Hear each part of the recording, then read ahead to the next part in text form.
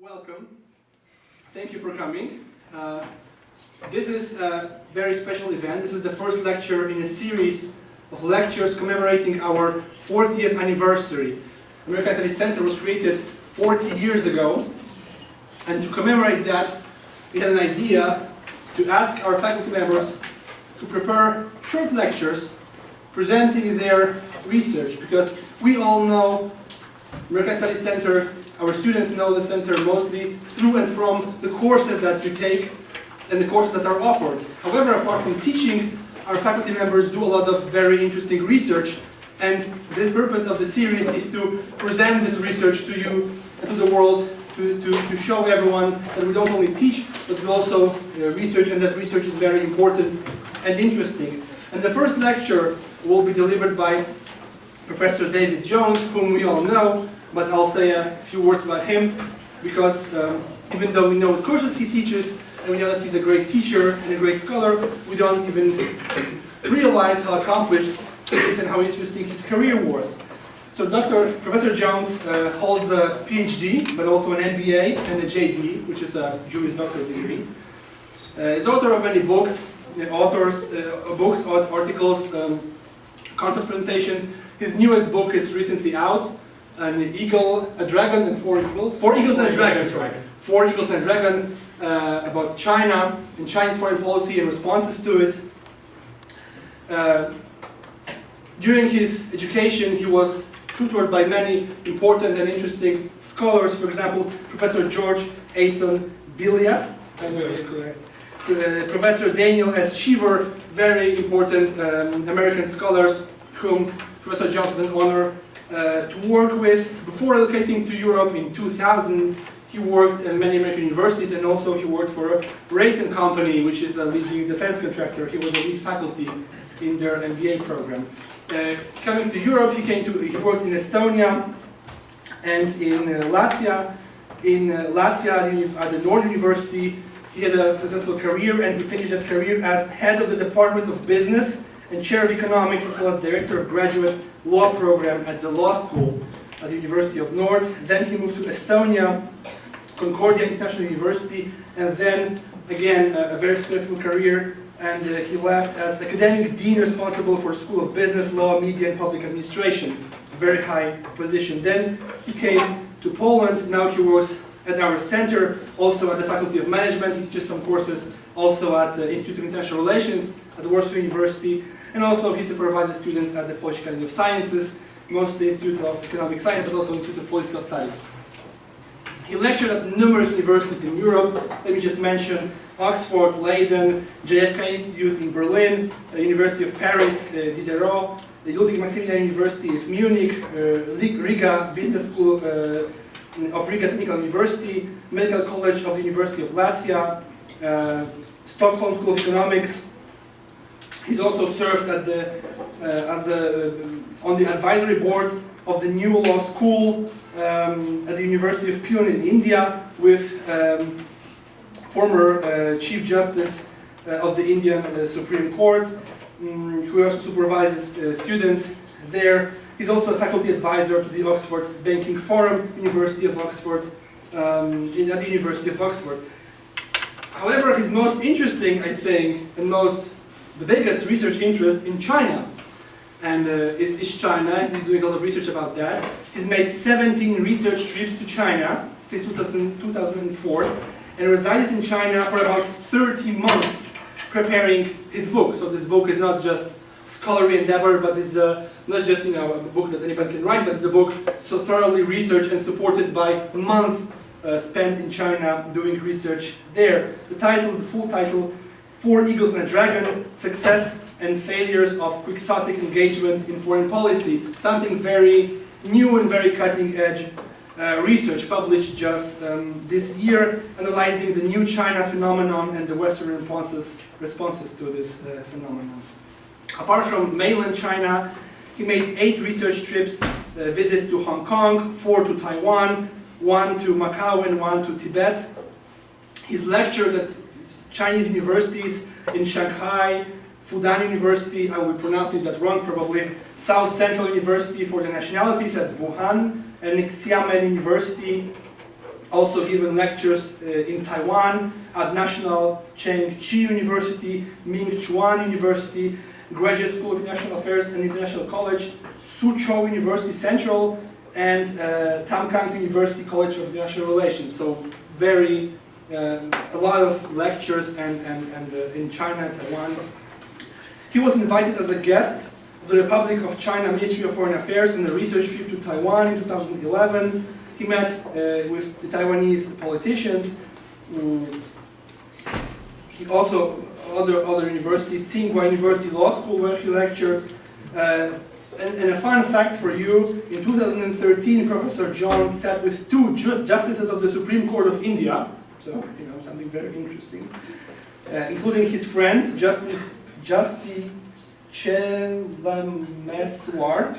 Chalamswar, at the university, BVD University, New Law School in Pune, India, and served as the only foreign judge at the final round of the Chief Justice P.N.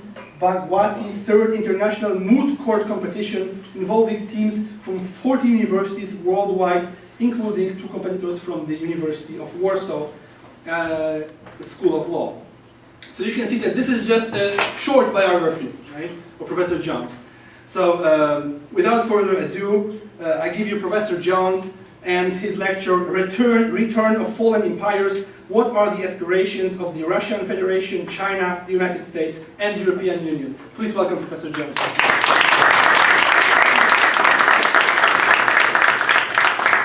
Thank you, Piotr. Well, thank you very much for coming, everyone. We're going to be talking about empires, past, present, possibly future today. And let me just give you my own introduction. By the way, I was in Estonia and then Latvia. The sequence is slightly different.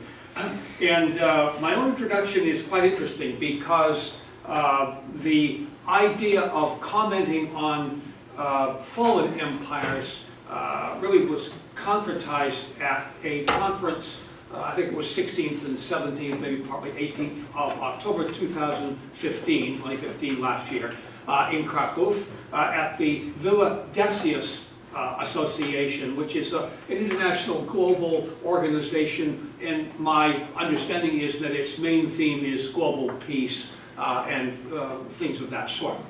I have the conference brochure here, and I have the conference publication. And you notice that they, very interesting, they have the letters backwards in return, both in Polish and in English, the return of the fallen empires. I was invited there, to my surprise, I was invited there to be one of a number of panelists, about 12 panelists on the fallen empires component, and more, maybe 20, 25 panelists on the Goliath versus David component. And let me just explain to you the metaphors because they lead into what we can discuss today. The fallen empires is the idea of empires from the past, some of them seeming to want to be reincarnated one way or another. And the concept is that perhaps for the most part, and perhaps for the entire part, it would be better if they were not reincarnated as empires. They certainly should be able to exist. And the other metaphor, in the Bible, it's David, the Israeli king, against Goliath, the giant of the Philistine army, and David slew the giant with one rock from a slingshot. And the idea of calculated small power being able to take down overly boisterous big power.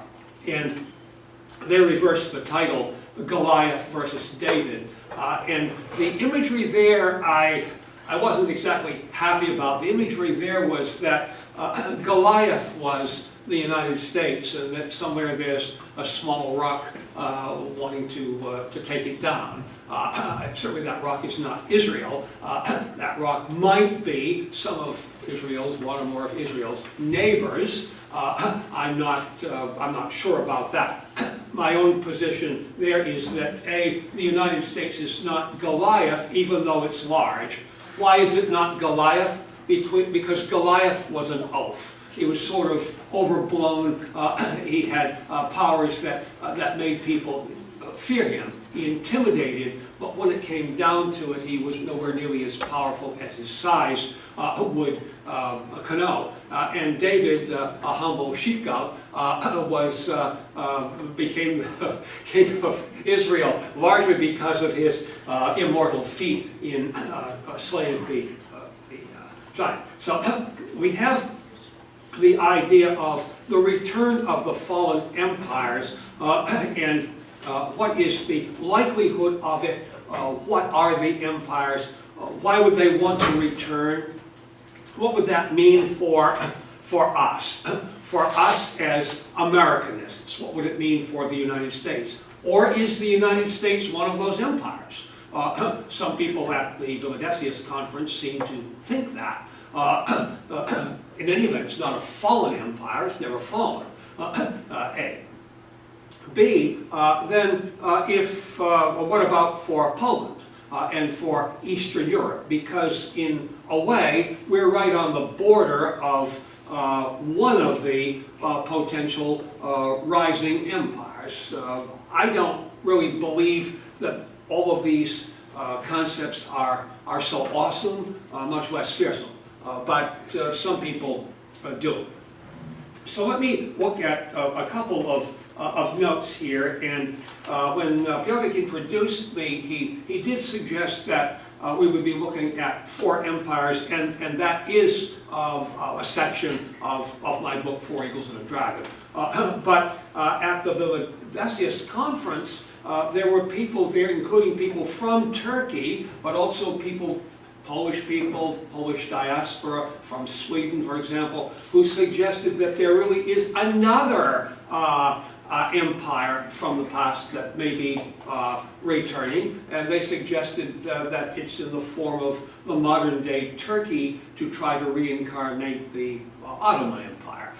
So let's take a look at what they are and their prospects and what is core to them. Number one, at the Villadesius conference, I'll give it credit for that because that's where I concretized this thought. I identified really 4 empires that might be of interest, let's put it that way.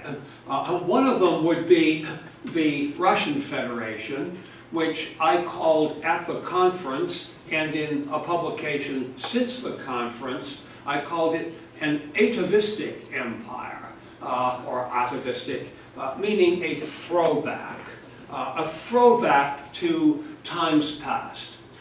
Because much has changed since the fall of the Romanov dynasty, even more has changed since the fall of the Rurik dynasty, and what was an imperial Russian empire then transformed into the Union of Soviet Socialist Republics, the Soviet Union or USSR, and then that toppled between 1989 and 1991 and evolved into the present Russian Federation. Some of the behavior, more recent than past, some of the behavior of the Russian Federation does seem to me to be atavistic, to be a throwback. We can look at some examples. We don't want to devote today to the Russian Federation. But one of the examples, of course, was its incursion into parts of eastern Ukraine, the Republic of Ukraine, and its occupation of the Crimean Peninsula, largely forgetting, apparently, that no longer in the 21st century does might make right, and that we do not in the world, under the rubric of the post-1945 scheme and of the United Nations, we do not annex territory any longer by right of conquest. We annex territory by recognition from other countries. And basically, the Russian Federation has not received any recognition, and probably should not receive recognition for what seems to have been an invasion followed by an unwanted occupation, unwanted by the people who lived in the territory at the time. There are people, of course, who may welcome it, and it had some elections, but the elections were not internationally supervised. It's doubtful to imagine that the people of Ukraine, in general, invited Russia to come in. Why does Russia want to come in is a question we're going to look at further today. I believe it has to do with China, and I believe it has to do with the Chinese objective, which I think is peaceful and commercial. Its objective of increasing, or at least stabilizing, maintaining its trade with the European Union and the West generally. So the Russian Federation certainly does behave in a way, not only the occupation and the annexation, but also its flyovers. Its flyovers with its heavy aircraft flying over Sweden and Denmark, and if not over, then very, very close to the United Kingdom and other NATO territories in Western Europe, and the flyovers designed very clearly to demonstrate the Russian Federation's self-assessment of its imperial prowess. Many other countries would disagree with that. And then a final example of the Russian Federation's atavism, if you want to look at it that way, would be its submarine deployment. I do have a slide here. I wanted to start off with the Chinese, so I will come back to it. But we have a slide here of the Russian Federation, probably difficult to see in detail, but its submarine fleet is all over the world, and it doesn't really need to be. It's difficult to imagine that its submarine fleet is defensive, because there aren't any powers that are trying to occupy the Russian Federation right now. And if there is a power anywhere, if there is a power that might consider that, I would argue that would be China, its neighbor. That's not the West. But the submarines tend to be heavily deployed into the West. Why are they there? Is this, again, some indicator of Russia's atavistic desire or design to recreate an empire? I'm going to take this off because it's sort of just a scary slide, but to show what we have. Put this back on. This will be more important in a few minutes. And then the second empire that I discussed at the Vilnius Conference and having publications is the People's Republic of China, or simply China. And I have called it an ersatz empire. An ersatz empire, in fact, it's the empire that would be or would like to be, but really isn't. Okay, and that's kind of the way that I would assess it. And we're going to look at definitions of empire in a few minutes.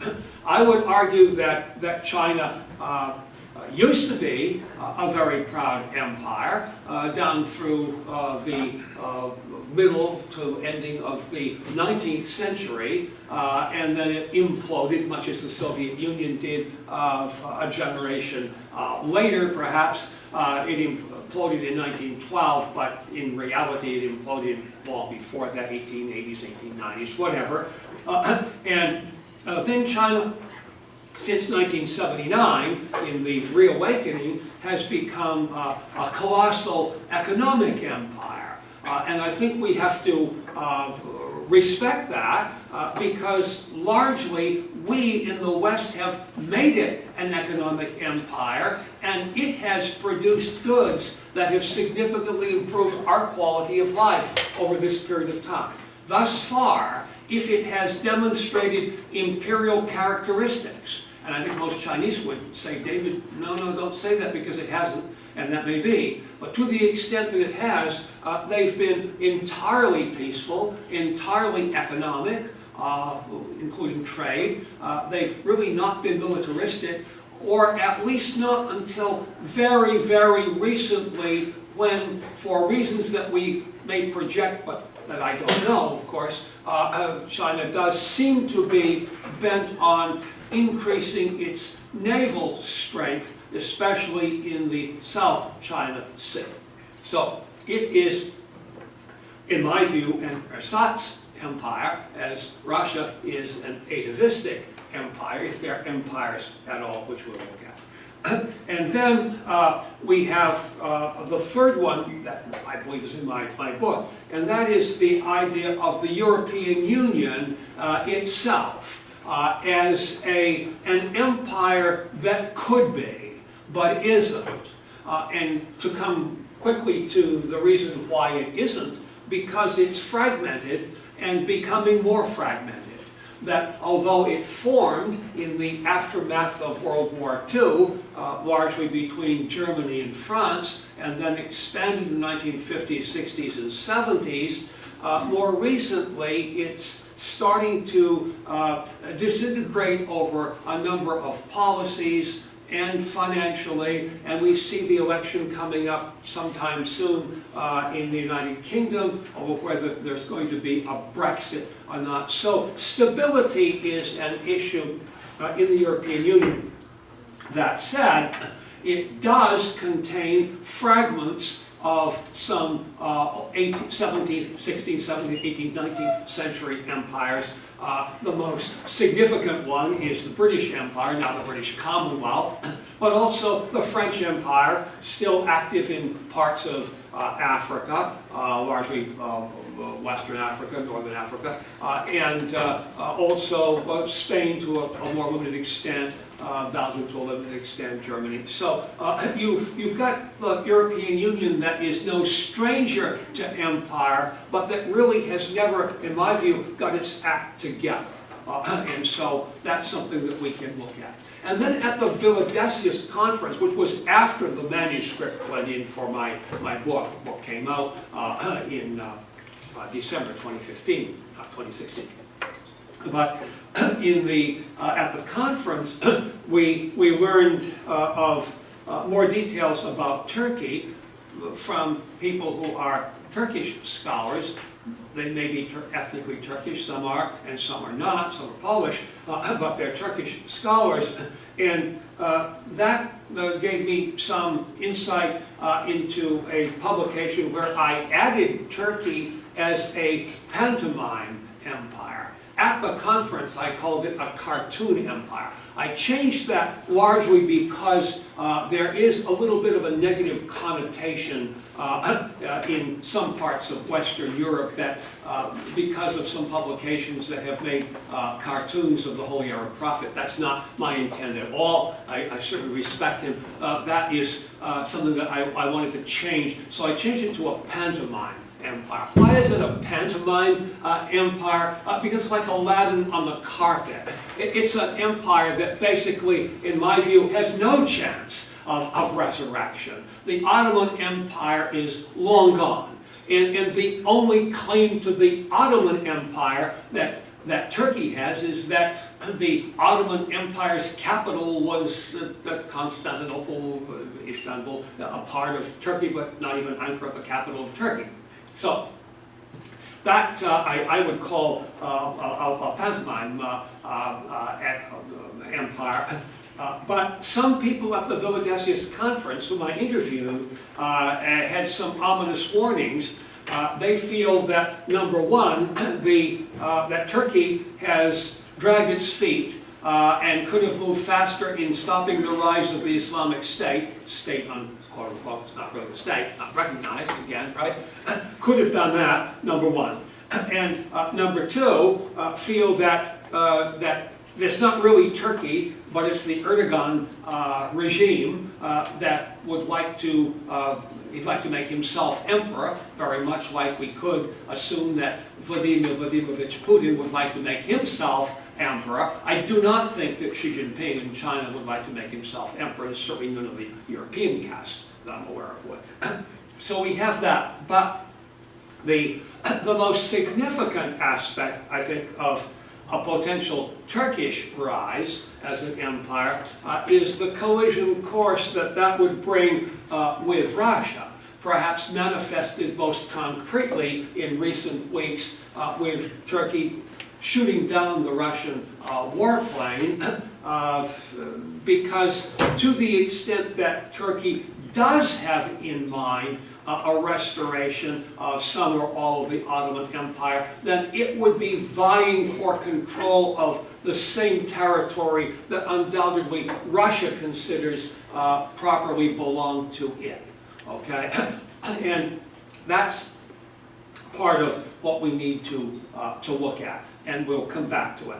And then the last dimension, which perhaps is the most important dimension for us here, is where does the United States stand?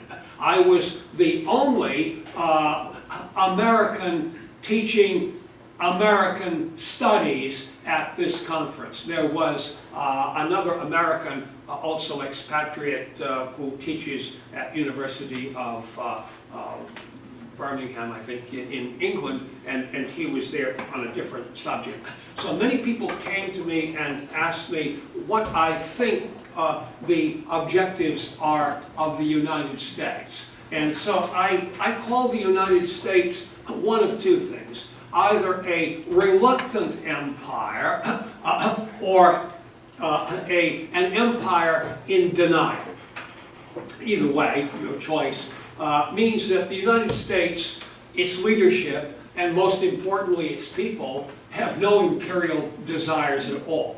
I don't think that it would be fair at all for us to suggest that the United States wants to be an empire. Empires basically are the anathema of democracies, and certainly the anathema of liberal democracies. So let's hold that for a moment.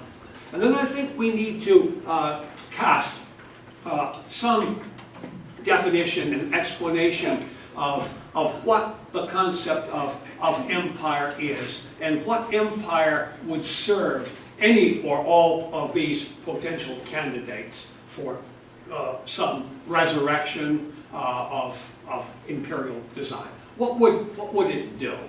Well, typically empires are collections of diverse states, nation-states. And so we have to be sure we draw a distinction between an empire and a federation. The United States, of course, is a federation. The People's Republic of China is a federation. The Russian Federation, clearly not only this name, is a federation. So that when we have a group of states, of nation-states, of ethnic states that are different from each other, different in terms of language perhaps, different in terms of religion perhaps, different in terms of historical culture, and different in terms of location sometimes. Often they're contiguous. The historical Romanov, Rurik turned Romanov dynasty of Imperial Russia was largely contiguous. China also the same way. But the British Empire, of course, was an empire on which supposedly the sun never set, because it was an empire across the seas with headquarters on a relatively tiny island in Western Europe. So we have different types of empires. What do they want? A typical empire wants other people in other countries to do something for it. And the something for it has varied across time. When Qin Shi Huang, not Qing like the last dynasty of China, but Qin, the first of the contiguous dynasties of China from 221 BCE, right? This was a consolidation of warring states. Qin Shi Huang was able to reach a peace among warring states by creating the Chinese Empire. It changed many times over the last 2,200 years as one dynasty came and one left and another one replaced it. but largely it was one empire. And what it used to do does seem to be what China would like to do nowadays in its region. What it did was to largely maintain the peace of the Western Pacific Rim. And it did that quite well for over 1,000 years. You could say really for 2,000 years with some intermittent interruption after 1,000 years before the second 1,000 years when the Mongols from Mongolia invaded but only lasted for less than a century. So you've got that as an issue. China is very concerned about its region. It feels that the Chinese name in Chinese, of course, China is Zhongguo, Middle Kingdom, right, Middle Empire. It thinks of itself as largely being the center of the circle that goes from the Pacific Ocean, perhaps over across South Asia in India and Pakistan. And it feels that over the years, it built a track record of being a benign, of being a generous empire. And in some ways it was. Trouble with that paradigm is that most of its neighbors really do not seem to want to welcome a return of a Chinese empire. They like their independence as nation states, especially India and Pakistan and Bangladesh, that once were Greater India, dominated by Great Britain. They don't really want a new master. They don't want China. So that would be a problem.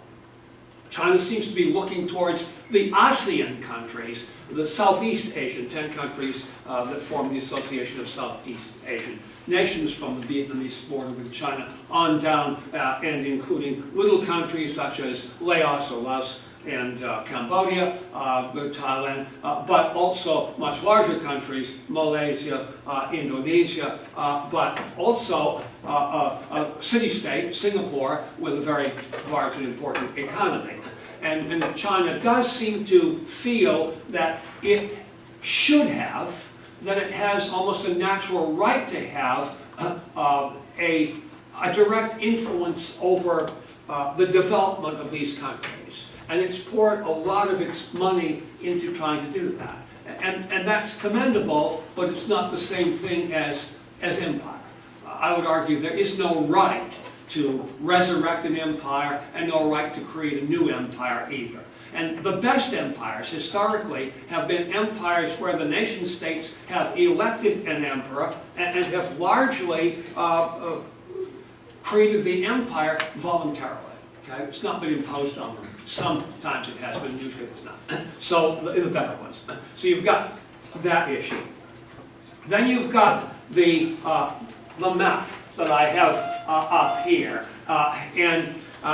Please notice that there are two historical concepts: the Silk Road and the Silk Road.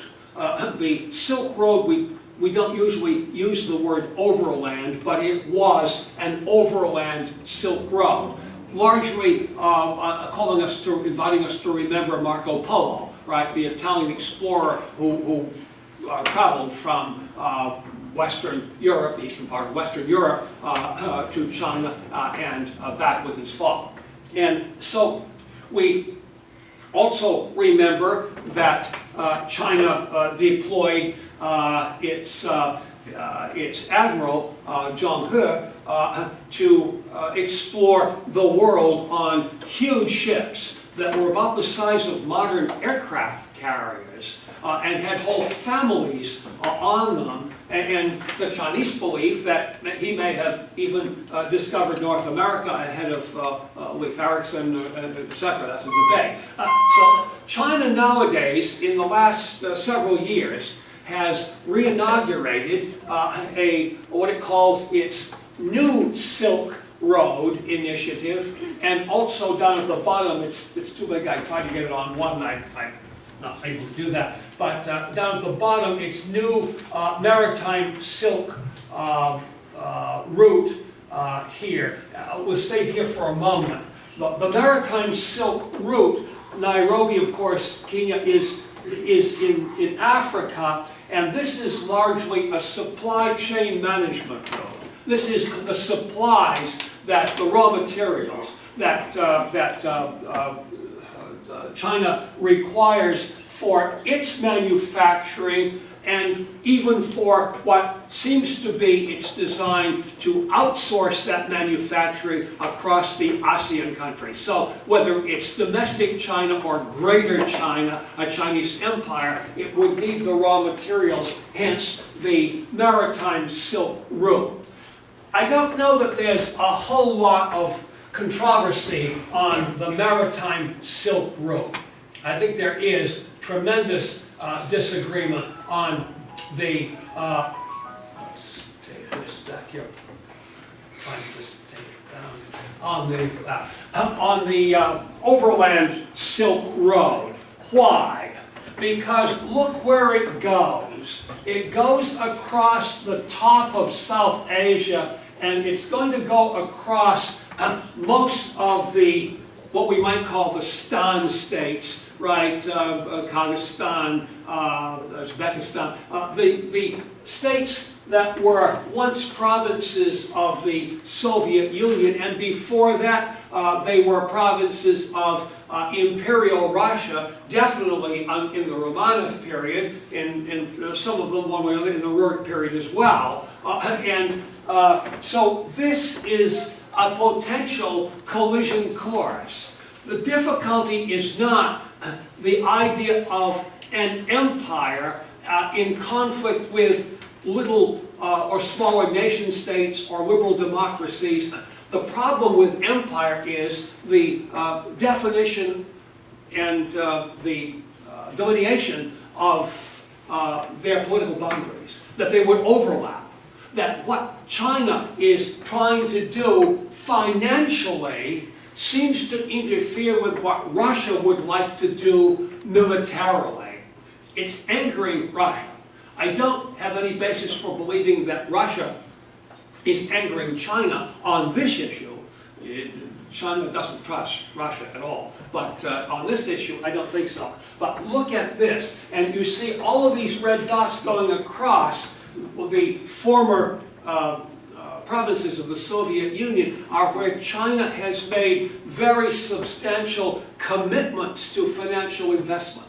Whether it will be able to make those become reality is in question, because Chinese gross domestic product, GDP growth, is falling. It may be flat. It used to be 10–12% for 20 years. Now it's much lower, but also over $1 trillion a year, and maybe more, maybe multiple trillion. Certainly significant fraction above $1 trillion a year in Chinese sovereign wealth disappears. It leaves China. It presumably ends up in the West, largely in the United States, also in parts of Western Europe, also in South Africa, other locations. How does it get there? It's smuggled out or through corrupt electronic transfers, largely in the personal names of leaders, arguably corrupt leaders of China, and or their immediate family, their spouses, their children who have already left and are the recipient of this. So China's wealth, its liquid wealth, is in decline. It may or may not be able to make the investments that it has promised, but if it did make those investments across this territory, I believe that the Russian Federation would not consider that to be in its best interest at all, okay? And then let me come back to what I said I would do earlier, and that is, I didn't have the map here. I believe that one of the problems in Ukraine, I personally believe it's the biggest problem, but I can't prove it, is that for over the last number of years, several years, before 2014, before the Russian Federation started to seize bits and pieces of Ukraine, China had made a promise to create a very large post-Panamax, we call it, post-Panama Canal size, a very big cargo port on Ukraine, in Ukraine on the Crimean Peninsula, not so far away from Sevastopol, the Black Sea Fleet headquarters of the Russian Federation Navy, the Russian Navy. I can understand how Russia would not like that. And I wouldn't either if I were running Russia. And I wouldn't tolerate it. Some of my friends, especially Chinese friends, say, why do you always say what you would do? Well, because I think that's a guideline. If we would do the same thing, it's difficult to criticize. If we wouldn't, then it's easier, right? So the company that was building that canal, may still be, but slowly, the company that was building that is a telecommunications company. It also had negotiated for most of the telecommunications rights in Ukraine. I believe that in many ways the port in Ukraine would have multiple purposes. And part of those purposes would be to surveil the Russian Federation from Ukraine. Certainly, if you're going to have your Black Fleet headquarters on Crimea, it would be a good idea to control Crimea.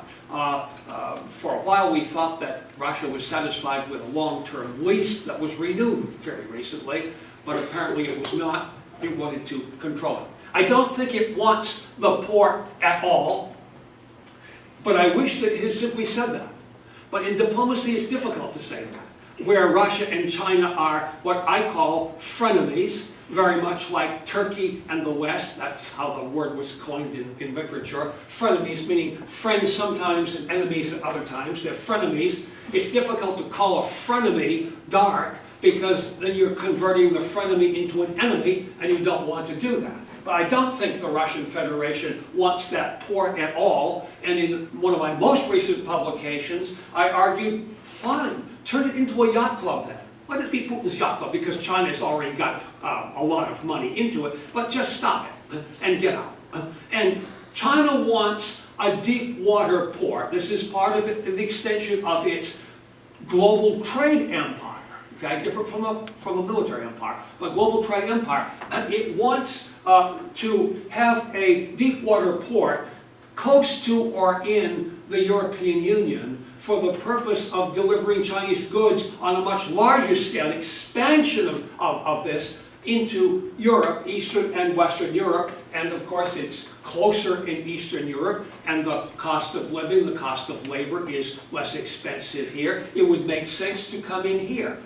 So I've proposed that, yes, a Chinese trade empire, an economic empire is good. It's good for the West, it's good for America, it's good for Europe, as long as it does not become a military empire. And what it should do is to create the port that it was going to create on Crimea. It should create that port at Piraeus near Athens, Greece.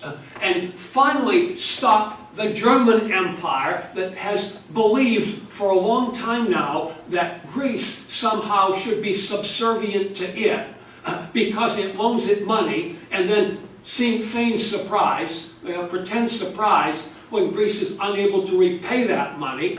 Make Greece rich, and it would become very rich if it had $1 trillion a year port that would be bringing in most of the Chinese-made products to Europe. That would be, I think, fantastic, and it would be the best option to solve this problem.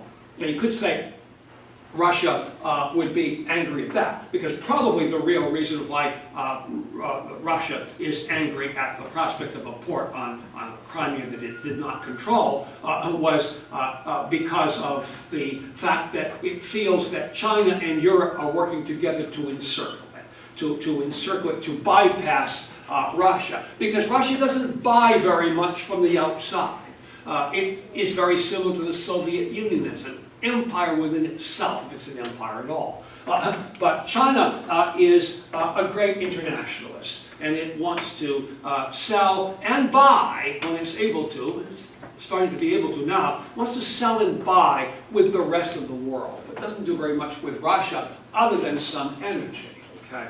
Now it's developing its own solar energy that may not need fossil fuels much anymore. Probably the conflict with Russia has stimulated that.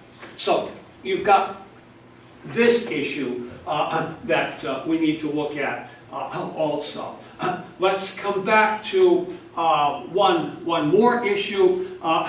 What is a real empire? If we're going to go into the return of fallen empires, presumably then people are worried that the empires of the past are going to be reincarnated in their previous image.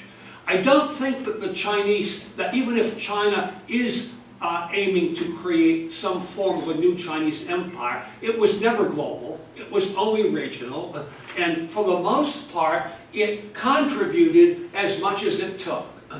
As I said in one of my classes that many of you are in recently, the Soviet Union was famous basically for looting every territory that it occupied. East Germany is the most striking example. It just went in and took everything out. China has never done that. It's gone in with heavy investment, doing that now in the ASEAN countries, in the form of the Asian Infrastructure Investment Bank, the AIIB, right? And it's doing that now also along in here.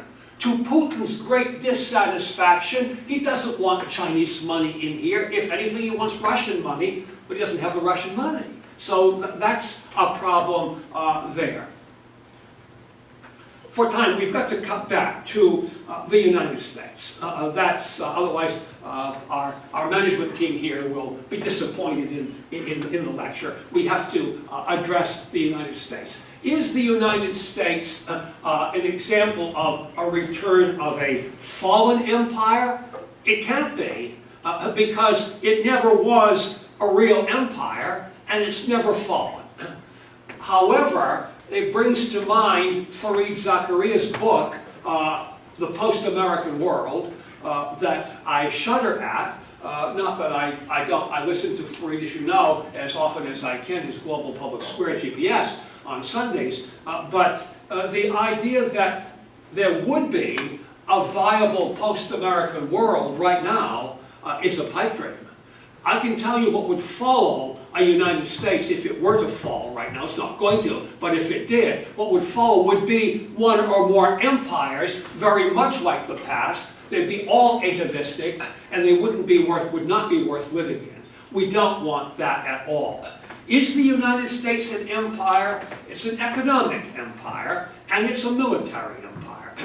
It's not really, and it could argue that it's a cultural empire, but it's not really a defined empire. It doesn't have vassal states, for example, that it dictates to. It had that chance. Where did it have that chance? Late 19th, early 20th century with Philippines, for example. It had that chance in other locations also. But it has never tried to seize territory. In fact, August 1941 Atlantic Charter, right? England, United Kingdom, and the United States, first signatories. What's the key variable in the Atlantic Charter? Neither of these countries seek any additional territory for themselves. And since then, largely the old colonies of the United Kingdom have been given independence. The United States never took any colonies. So that's, certainly it would be unfair, I think, to think of the United States as either a real empire or a would-be empire. Atavistic, ersatz. Yeah, Professor Barak has told me he had to go and apologize. We let him go. Thank you, forgive him. So we're glad that people, I'm not going to mention, other people were able to join us today.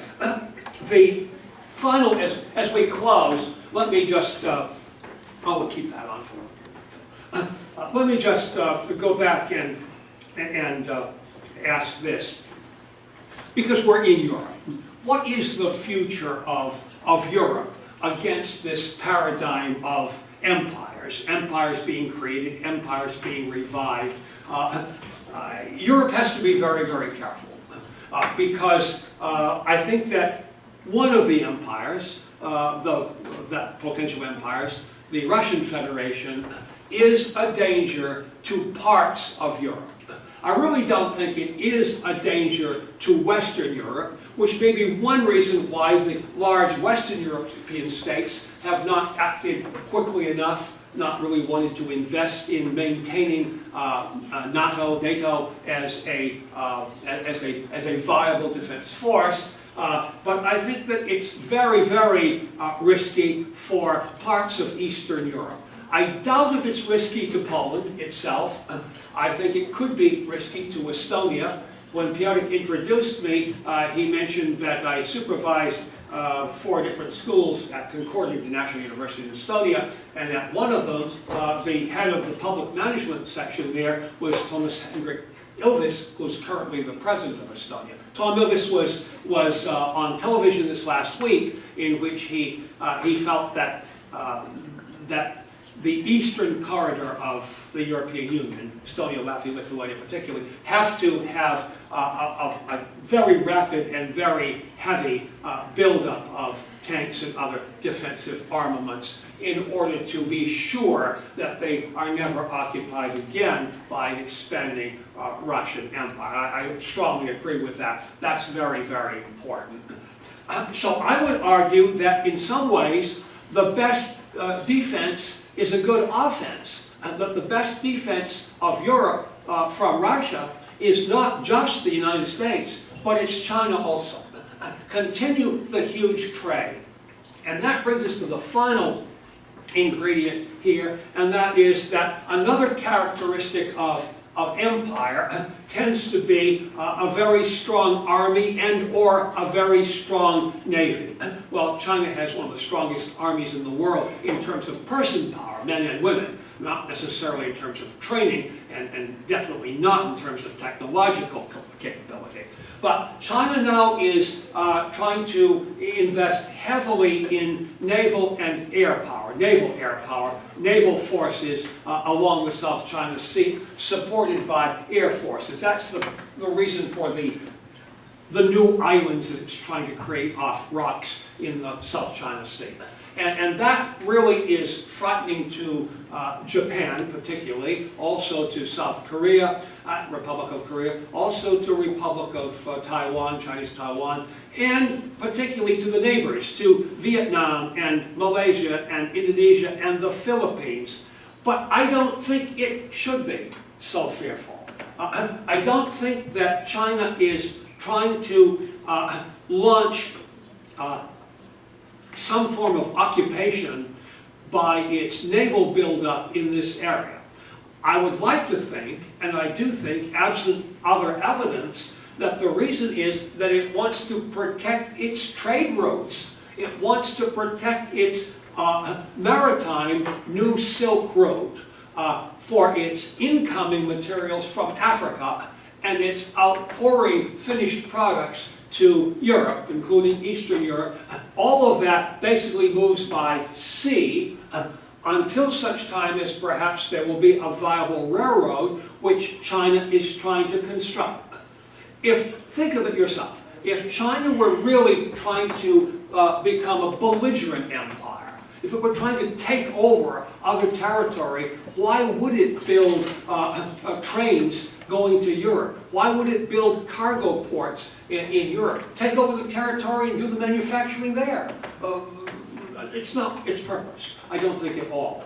I have suggested, and something you may want to consider, that along the Southeast Asia waterways, that perhaps they should be formally incorporated into neutral territory, a United Nations waterway, for example, allowing China to operate there, allowing China to provide the naval defense, but being careful not to directly imprimatur a Chinese sovereignty in that area, because it's really quite far away from the Chinese mainland and not necessary to become Chinese sovereignty. So we've got that issue. Just to wind up here, the idea of old empires returning, I don't think is very likely. The world wouldn't do it. The populations of most of the countries involved would not do it either.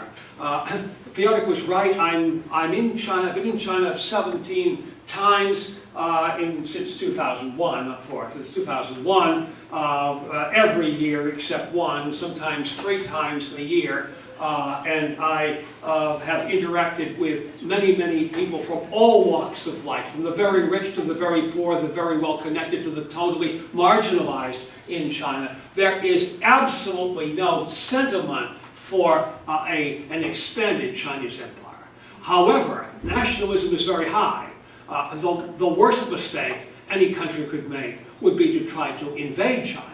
So if that's a purpose of the Russian Federation, it certainly is not a purpose of the United States of America. If that's a Russian purpose, it should think many, many times. It would not succeed. Okay? That's number one.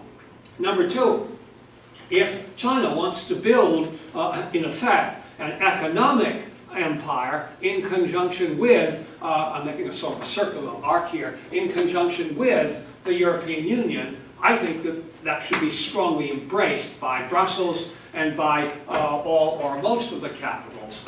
As some of you know, and then we'll close, one of my purposes in being in Poland is that I want Poland to become the next Germany. I want Poland to become a core state of the European Union. One reason why I would love to annex Ukraine as a peripheral state, right? I would love to have Poland move closer to the center because I believe that that really is Poland's destiny. And I think that Poland would be very happy to receive a very substantial Chinese investment in manufacturing here. I think China would like to do that. So, I mean, these are really the new empires that we should be talking about, leaving the armaments alone.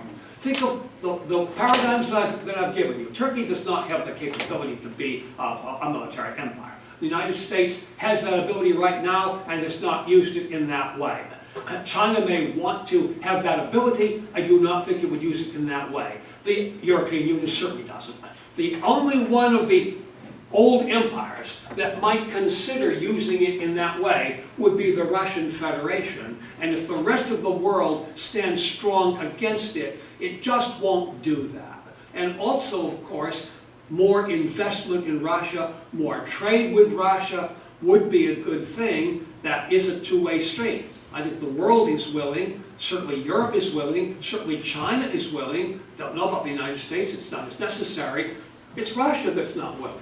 It has to change that course. So that's my take on the empires past, present, and future. I don't think there's something to be very much to be alarmed about. I do think that we have to be cautious. I do think that we have to make in our own minds and in our actions a very important distinction between the old military empires and the new trading empires that I think the latter will work and will be a good thing more or less for all of us. So thank you for coming today. I think that the paradigm is to stay on for up to a half hour, whatever you want, and to take any questions that you may want to ask, and I'm happy to do that. I think that we could suggest that our faculty, who have given their time to be present, should be given a chance to ask a question first and any time, and then I don't know if there are other faculty here now, I can't quite see. Pavel back there or not? No? Oh, okay. But any questions that anybody may have on what I've just talked with you about, or related questions. Maybe something that you wish I had talked to you about, but I didn't. It's okay. Anyway, don't be shy. This is our anniversary, and we do want people who may be watching this, of course it can be edited, but we do want people who are watching it to believe that we are intelligent listeners and that we ask questions. And in our normal classes, not so much our big lectures, but in our smaller classes, we do get questions quite frequently. Awesome. Any questions at all? we won't hold you up if there are none, but So, yes, I see one back there. coming back to the Russian Federation or Russian Empire, what do you think is the position of Putin in the whole problem? Is he doing more good than bad to the empire as such, or the opposite way? I think it's the opposite. Good question. First of all, I think that Vladimir Putin is at the center of this. I do also think that he has quite a following, misguided as many of his following may be. I believe he's doing more harm than good in most ways, not in all ways. In the sense that he's trying to deploy submarines against the West. Very foolish. To the extent that he's doing flyovers that could result in cataclysmic atomic accidents. Very, very foolish. To the extent that he's trying to stabilize the Middle East, if that's what he's doing, possibly that's beneficial. Probably beneficial to Russia, possibly beneficial to the West, and I think the West is beginning to extend a hand in cooperation there very, very cautiously. Because what can happen, you see, when you use bygone tools, atavism, right? Tools from 200 or 300 years ago. When you start shooting at everybody and not worrying about collateral damage, then what's going to happen is, I don't know if did you miss the ISIS announcement this couple of days ago? They said that because of the erratic firepower of the Russian Federation over Syria, they're now going to attack inside of the Russian Federation. And that places innocent people in a very bad situation. So, yeah, I think in the end, much of what the Russian Federation has done since 2014 could be detrimental to its own welfare. But I think that also, to the extent that the Russian Federation wants to serve as a peacekeeper and wants to stabilize the Middle East, then that does have some positive ramifications. I don't know if that answered your question. That's my understanding of it. We had one question. Can we get another one? Yes. So what are your thoughts on the current party's possibilities in bringing Poland to its greatness? In the United States presidential race? No, in Poland. Oh, in Poland? The Peace Party. Well, you know, one of the things that I've always done since I came to Poland is I stayed off admissions committees and I stayed off out of politics, because I think that even though I have a partial Polish background, where I'm American and foreign, don't speak the language very well, and don't understand it better than I speak it, but it's better for me to stay out of that. I will make a couple of comments, though. It's a good question, it's a fair question, and that is that it's very, very important, going back into part of my presentation today, some aspects of the European Union are coming undone. And one aspect of that, arguably, is happening in Poland, and that is the judiciary. That the judiciary in Poland does have to meet European Union expectations. That's not at all saying that it doesn't, but this issue has not arisen before. It's arising right now. And I think that that is ground for concern. I'm hoping that with Donald Tusk, former Prime Minister of Poland, being the President of the Council of Ministers now, that maybe that already has diffused some of it. In terms of a conservative government, I'm largely a conservative. And I have no problem with a conservative government as such. But I have several different issues to raise. One is, just as soon as this government was elected, the people who elected it seemed to wish that they hadn't. That's really not a good outcome. I don't know why so many wished so suddenly that it hadn't been without giving it a chance. But part of that is the way in which it approached, as I see it, the judiciary. And the judiciary has to remain neutral, more or less, and not become the pawn of a political tug of war. You know, here today, gone tomorrow, a type of thing. That, I think, is what's worrying the people in Brussels more than anything else. So apart from that worry, I don't have particular views on the rest.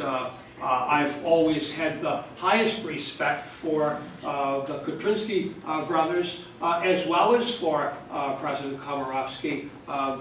They've each done a rather good job, and I think that more or less in many ways in Poland as in the United States, the big differences among the leading parties, not the splinter parties, but the big differences among the leading parties are more cosmetic and rhetorical than anything else. We have to watch out for the rhetoric, we have to look beyond the cosmetics and see what they're really about. The rest of that, I have to be very careful about getting involved in local politics, because I don't really know as much about it as you and your parents, other people who've lived here for a long time know, and so I'd be talking through my hat in a way. And do we have a third question anywhere? I heard somebody. Yes? No. Yes? Do you think there's a chance that United Kingdom will leave the European Union? I think not, and I hope not.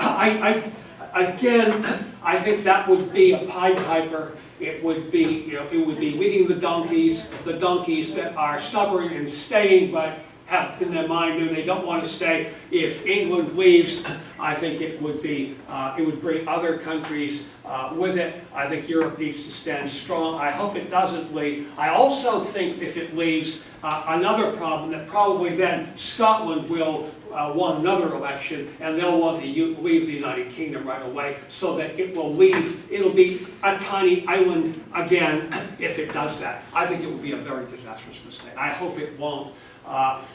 I guess that the election is more advisory, but of course David Cameron, the Prime Minister, has put so much of his own reputation and his own clout on it that if it were a strong showing of a Brexit, might have to go forward with it.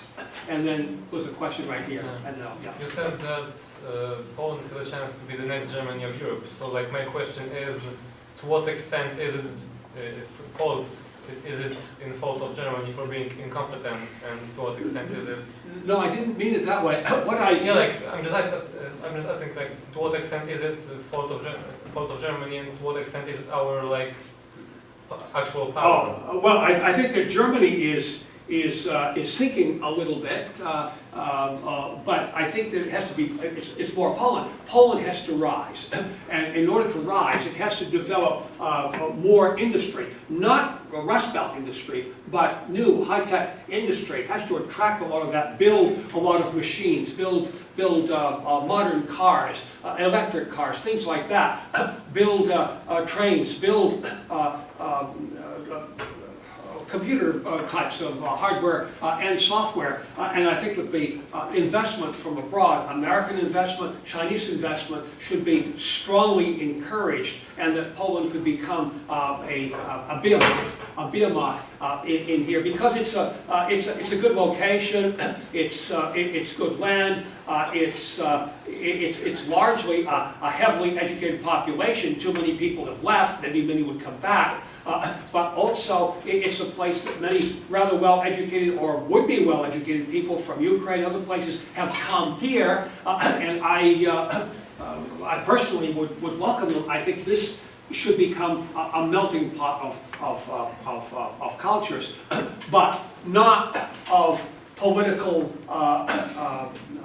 dissonance, and not of people running away from their own territory when they should be standing up to protect their own territory. I don't believe it should be a migration mill. I don't want you to think that, but I think that well-educated people should should be invited to and accepted in Poland, and I think Poland can grow in the next 20 years or so into a very, very large contributor of the European Union. Did you have your hand up? Yes, okay. I have a question. What Sure. do you think will be the outcome for the U.S., considering that now in the elections we have, I think, more populism than the central approach in politics? What do you think? What does it mean for the U.S. in the outcome? I think you could call it populism. Yeah, you gotta go. It's okay. I think you could call it populism. I don't know that I would. It's an anti-centrist viewpoint. It's an anti-establishment viewpoint. And you see it very clearly in both Trump and Sanders. Trump, the Republican, and Sanders, the independent, who's running for the Democratic nomination. Sanders is doing surprisingly well. Trump is doing surprisingly well in the mindset of the establishment. In my mindset, it's not a surprise at all. The Bushes have run things for too long in many ways. They're nice people, but they took too much for granted.